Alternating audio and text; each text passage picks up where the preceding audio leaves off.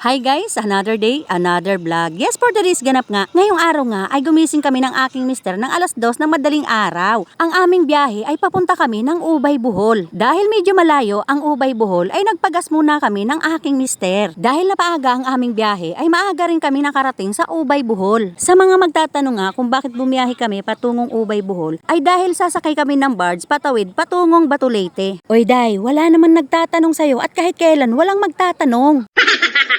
Dahil maaga kaming nakarating dito sa Ubay, Bohol ay sarado pa ang bilihan ng tiket. Kaya naghanap muna kami ng aking mister na bukas na makakainan para makahigop din ng kape. At mabuti na nga lang at meron na palang McDonald dito at dahil 24 hours ito, dito na kami kumain. Oy day, hindi ka man lang nagyaya, kahit burger lang sana.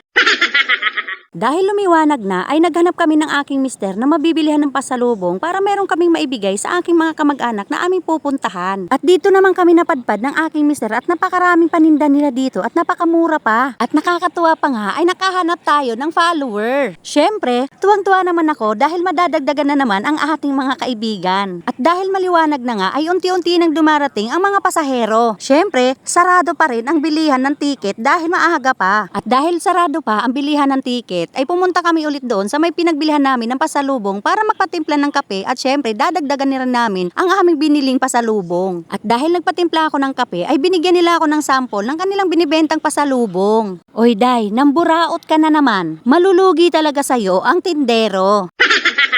At dahil nakita ko may nakapila na doon sa may bilihan ng tiket, ay dali-dali akong pumunta at para bumili na rin ng tiket. At dali-dali na nga kaming pumasok doon sa may gate para makapunta na kami doon sa may barge. Hanggang dito na nga lang ang aking kwento at syempre may karugtong pa ito at abangan nyo hanggang sa magsawa kayo. Oy day, wala namang mag-aabang sa kwento mo.